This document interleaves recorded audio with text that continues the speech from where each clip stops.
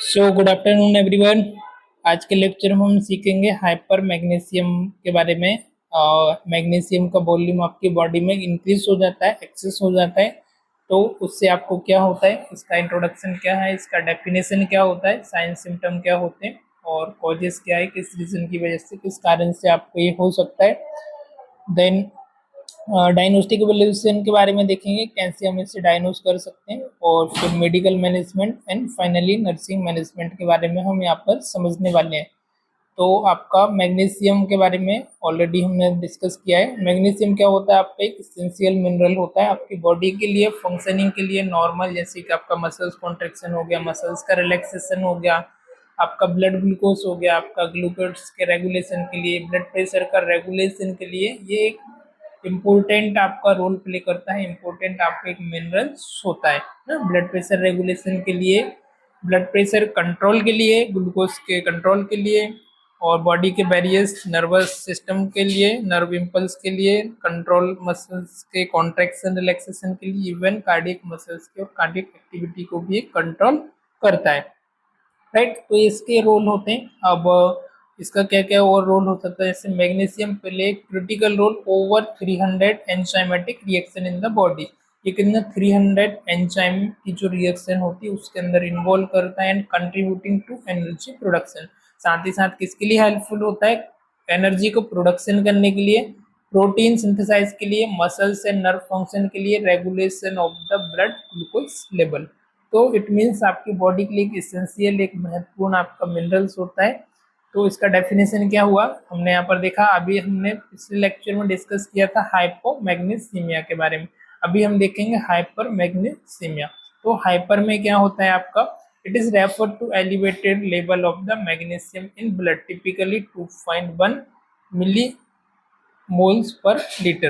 Right, कितना होना typically इसका जो रेट है वो आपका रेंज, इसका लेवल जो एक्सीड हो जाना कितने से, 2.1 मिली मोल से, राइट, मिली मोल पर लीटर से। तो इस टर्म को, इस कंडीशन को हम क्या बोलते हैं, hyper magnesium. Hyper means increase होना, मैग्नीशियम मीन्स आपका मैग्नीशियम।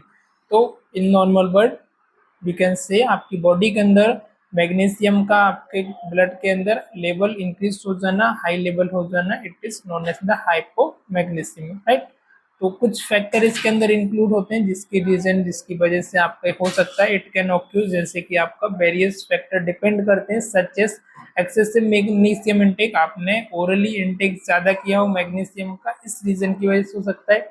इम्पेयर्ड किडनी फंक्शन, आपका किडनी का जो फंक्शन है उसमें किसी प्रकार का इम्पेयरमेंट आ गया हो, किसी प्रकार का इसमें इम्बैलेंस हो रहा हो, या तो फिर आपका किडनी एक्यूट फेल्योर हो सकता है आपका, या क्रॉनिक आपका रीनल फेलियर की वजह से भी आपको हो सकता है।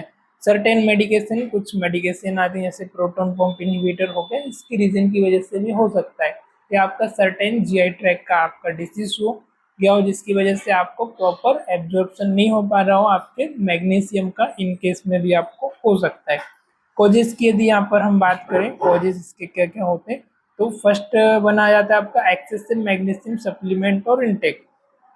इन सिंपल वर्ड की भाई आपने एक्सेसिव इनटेक किया हो मैग्नीशियम के सप्लीमेंट का, इनमें जैसा फल फ्रूट, ऐसा वेजिटेबल्स जिनमें रिच अमाउंट में आपका मैग्नीशियम हो, तो ऑब्वियसली बात है कि आपकी बॉडी के ब्लड के अंदर आपको मैग्नीशियम का अमाउंट यहाँ पर इंक्रीज होने वाला है।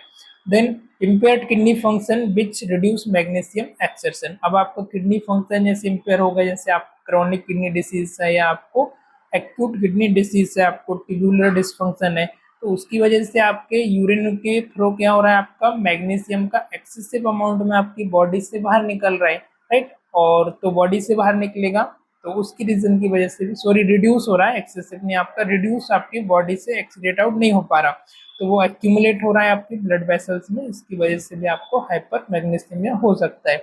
Then rarely endocrine disorder like Addison's disease and hypothyroidism. Rarely कुछ केसेस में हम यहाँ पर देख सकते हैं कि जैसे आपको एंडोक्राइन डिसऑर्डर हो गया, लाइक जैसे कि सच एज एडिसन्स डिसीज, जिसमें आपका एब्जॉर्प्शन, आपका थायराइड का डिसफंक्शन हो जाता है, फंक्शन का T3 हो गया, TSH हो गया, हार्मोन हाइपरथायरॉयडिज्म की वजह से भी आपको हो सकता है।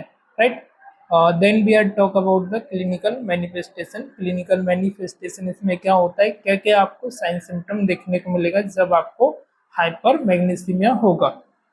तो फर्स्ट वन आपका आ जाएगा नोसिया एंड वॉमिटिंग, आपको क्या होगा, नोसिया होगा और आपको वॉमिटिंग होगी। देन अनदर सिम्टम्स आ जाएगा आपको वीकनेस एंड लेथार्जी, आपको वीकनेस होगी, कमजोरी होगी और जल्दी से आपको थकान महसूस होने लगेगी। कोई भी आप काम करोगे तो मसल्स वीकनेस भी आपको होगा। Flushing and warm of the skin, आपकी स्किन जो है फ्लश हो जाएगी, मतलब इनकेस आपकी स्किन ड्राई हो जाएगी आपकी स्किन, और आपकी स्किन वार्म हो जाएगी, राइट। तो अनदर आपका सिम्टम ये इंक्लूड हो सकता है। और नेक्स्ट वन आ जाएगा आपका हाइपोटेंशन, आपका ब्लड प्रेशर कम होना, ब्लड प्रेशर आपके बॉडी के अंदर डिक्रीज होना, it is known as hypotension. Then respiratory distress, आपको रेस्पिरेटरी डिप्रेस में भी पेशेंट जा सकता है, रेस्पिरेटरी अरेस्ट में भी जा सकता है। इवन आपको कार्डियक अरेस्ट में भी आपका पेशेंट जा सकता है, कार्डियक अरिथमिया हो सकता है, मीन्स आपका इरेगुलर हार्ट रिदम होना, या तो एक्सेसिव हो सकती है या कम हो सकती है, या फिर रेगुलर हार्ट रिदम नहीं होना। Then we can talk about the diagnostic evaluation, अब आप इसको कैसे डायग्नोस करोगे, कौन कौन से लेबोरेटरी, कौन कौन से मेडिकल टेस्ट होंगे जो आपको परफॉर्म करना है। तो डायग्नोसिस की यदि यहाँ पर हम बात करें तो फर्स्ट आप करेंगे, इसमें आपके अलग अलग डायग्नोसिस आपका एज पर पेशेंट की कंडीशन, पेशेंट की कंडीशन क्या है, यहाँ पर पेशेंट का आपका सीवियरिटी लेवल क्या है, सिम्टोमेटिक क्या है, एज पर कंडीशन आप यहाँ पर चेक कर सकते हैं। तो फर्स्ट तो आपको यहाँ पर रीनल फंक्शन टेस्ट कराना है, आरएफटी टेस्ट हो गया आपका, इलेक्ट्रोलाइट टेस्ट हो गया, ईसीजी टेस्ट हो गया, कंप्लीट ब्लड काउंट हो गया आपका। तो ये टेस्ट आप करा लोगे, उसमें आप फाइंड आउट करोगे कि मैग्नीशियम का लेवल कितना आ रहा है। यदि आपका मैग्नीशियम का लेवल हमने देखा कि 2.1 या 2.5 के अबव जा रहा है मिली मोल में, तब आप कंसिडर करेंगे कि आपको हाइपर मैग्नीशियमिया है। और आपको यदि सिम्टम भी है, सिम्टम के बाद आप लेबोरेटरी टेस्ट कराओगे कि आपको प्रोविजनल से आप फाइनल डायग्नोस्टिक तक पहुंच पाओ। देन आप अब आप इसको कैसे मैनेज करना है, और देन आप हमने ब्लड टेस्ट टेस्ट के अंदर हमने देखा लेबोरेटरी टेस्ट आप कराओगे, ईसीजी सॉरी आपका लेबोरेटरी टेस्ट में आप करा लोगे electrolyte test, complete blood count test, ECG कराना है आपको, और आरएफटी रीनल फंक्शन टेस्ट भी आपको करना है, right. Then medication, medical management आप कैसे करोगे, अभी आपको मैनेजमेंट में तो discontinuation of the magnesium containing medication और सप्लीमेंट, ऐसी मेडिकेशन ऐसे प्रोडक्ट जिसके अंदर आपको मैग्नीशियम का एक्सेसिव अमाउंट है और जिनको इनटेक करने से, जिनको इंट्रोड्यूस करने से आपकी बॉडी के अंदर मैग्नीशियम का अमाउंट बढ़ जाता है, तो ऐसी मेडिकेशन को आपको होल्ड करना है, उनको आपको स्टॉप करना है, डिसकंटिन्यू करना है, right. Then administer intravenous administration of the calcium to counteract the effect of excessive magnesium। अब ये क्या रहता है, कुछ मेडिसिन ऐसी आती है जो हम दूसरी मेडिसिन को इंट्रोड्यूस करते हैं, वो क्या करती है, काउंट्रैक्ट करती है एक दूसरे के साथ। जैसे कि आप क्या कर सकते हैं, आपको मैग्नीशियम बॉडी के अंदर ज्यादा है तो आप कैल्शियम को इंट्रावीनस कर सकते हो, इंट्रोड्यूस कर सकते हो। ये एक दूसरे के क्या करती है, काउंट्रैक्ट करने का काम करती है, राइट। तो कैसे कह सकते हैं हम इसको, जैसे कि आपका डायलिसिस, नेक्स्ट वन हम देखेंगे dialysis in the severe cases. Severe case में आप क्या कर सकते हो, डायलिसिस भी करा सकते हो to remove excess magnesium from the blood stream, ताकि आपकी जो ब्लड स्ट्रीम है वहां से आपका मैग्नीशियम जो एक्सट्रेट आउट हो जाए, रिमूव हो जाए, तो आपका ब्लड वेसल्स में ज़्यादा एक्यूमुलेट नहीं होगा, तो इससे आपका सीवियरिटी कम हो सकता है।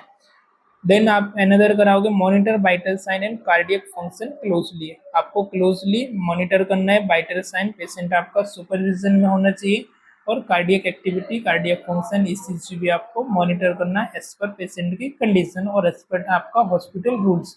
4 आवरली 2 आवरली आप चेक कर सकते हो, और ईसीजी भी आपको करना है। Then we are talk about nursing management. आप नर्सिंग मैनेजमेंट, ऐसे नर्स आपका क्या इंपॉर्टेंट रोल होगा, आपको क्या रोल प्ले करना है ताकि आप कभी इसमें मैनेजमेंट कर सको, राइट। तो first one regular monitor of vital sign, regular आपको मॉनिटर करना है वाइटल साइन के बारे में, including blood pressure and heart rate. क्या क्या मॉनिटर करोगे, हार्ट रेट के बारे में, ब्लड प्रेशर कंप्लीट आपको मॉनिटर करना है। Assess the sign of hyper magnesium such as altered mental status and respiratory depression, आपको क्या क्या असेस करना है, इसके रीजन की वजह से आपको क्या हो सकता है, जैसे कि आपको मेंटल स्टेटस को भी असेस करना है, कंफ्यूजन हो गया, सीजर तो नहीं आ रहा, पेशेंट का ग्लासगो कोमा स्केल कितना है वो आपको मेजर करना है। देन आपको रेस्पिरेटरी डिप्रेशन में तो नहीं जा रहा पेशेंट, तो आपको रेस्पिरेटरी रेस्ट उसका RRB आपको चेक करना है, right.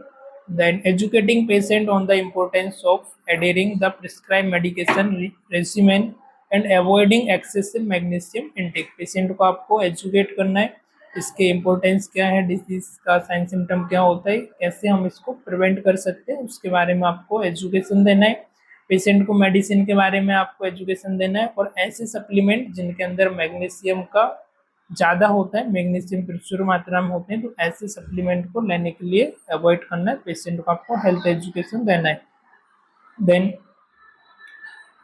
collaborating with the healthcare team to adjust treatment plan based on the patient response and laboratory result।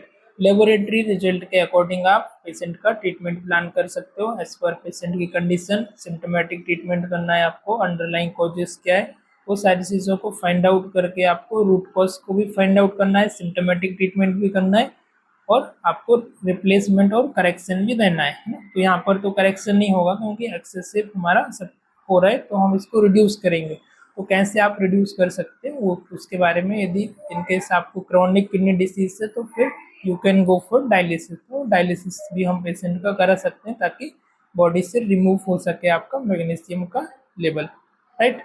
बाकी जो आपके फिजिशियन है, आपका मेडिकल टीम है, हेल्थ प्रोफेशनल है, उनसे और प्लान करके आप इसका कम्प्लीटली आप मेडिकेशन का प्लान कर सकते हो, राइट। चलिए, तो आज के लेक्चर में फिलहाल इतना ही। हम इसको एक बार रिव्यू कर लेते हैं क्या क्या सीखा हमने। तो फर्स्ट हमने यहाँ पर इंट्रोडक्शन देखा, जिसमें हमने देखा मैग्नीशियम आपका एक इसेंशियल मिनरल्स होता है, जिसका आपकी बॉडी के अंदर एक क्रूशियल रोल होता है, इंपॉर्टेंट रोल होता है। जैसे कि आपका मसल्स फंक्शन के लिए, मसल्स कॉन्ट्रेक्शन के लिए, नर्व फंक्शन के लिए, ब्लड ग्लूकोज कंट्रोल के लिए, और आपका ब्लड प्रेशर रेगुलेशन के लिए आपका इम्पोर्टेंट रोल होता है, राइट। तो डेफिनेशन हमने देखा कि 2.1 मिलीमोल से आपका एक्सेसिव हो जाना, इंक्रीज हो जाना, it is known as the hyper magnesium. किस रीजन की वजह से हो सकता है? किडनी इंपेयरमेंट की वजह से हो सकता है, सर्टेन मेडिकेशन की वजह से आपको ये हो सकता है। कॉजेस में क्या क्या होते हैं हमने देखा, एक्सेसिव मैग्नीशियम इनटेक करने की वजह से, रीनल इंपेयरमेंट की वजह से, और आपका मैग्नीशियम का मेडिसिन वगैरह कुछ इंट्रोड्यूस कर रहे हैं उसकी वजह से हो सकता है, एंडोक्राइन डिसऑर्डर की वजह से भी आपको हो सकता है। क्लिनिकल मैनिफेस्टेशन में आपको यहाँ पर क्या क्या होगा, नोजिया, वॉमिटिंग होगा, वीकनेस होगा, लिथार्जी होगा, flushing and warm skin, then respiratory depression, hypotension, cardiac arrhythmia भी आपको इवन हो सकता है। डायग्नोस्टिक में आप क्या करोगे, ईसीजी कराओगे, कंप्लीट ब्लड काउंट कराओगे आप, इलेक्ट्रोलाइट टेस्ट कराओगे आप, और क्या करा सकते हैं हम, ईसीजी हो गया आपका, मैग्नीशियम टेस्ट हो गया, और आरएफटी रीनल फंक्शन टेस्ट आप करा सकते हो, जिसके अंदर आपको ट्रेस करना है मैग्नीशियम का लेवल, और इलेक्ट्रोलाइट को आपको मॉनिटर करना है। फिर मेडिकल मैनेजमेंट में आप क्या करोगे, क्या क्या इसका मैनेजमेंट हो सकता है। तो फर्स्ट, जो भी ऐसी मेडिकेशन चल रही है जो कि आपको सीरम मैग्नीशियम को इंक्रीज करने वाली मैग्नीशियम सप्लीमेंट वगैरह चल रहे हैं, मेडिकेशन चल रही, तो उनको आपको डिसकंटिन्यू करना है, उसको स्टॉप करना है। Intravenous administration of the calcium, आप कैल्शियम को इंट्रावीनस यदि एडमिनिस्ट्रेशन करना है ताकि जो काउंटर इफेक्ट है जो उसका वो रहे, राइट। और सीवियर केस में आप डायलिसिस भी करा सकते हो, और मॉनिटर करना है आपको vitals and cardiac activity, right. चलिए, तो आज के लेक्चर में फिलहाल इतना ही। आई होप आज का लेक्चर आपको पसंद आया होगा, आपको समझ आया होगा। यदि आपका कोई डाउट है, कुछ आपको पूछना है, तो आप हमें कमेंट कर सकते हो, जिससे कि हम नेक्स्ट लेक्चर में आपका डाउट कवर कर सकें, राइट। चलिए, बाय बाय, टेक केयर।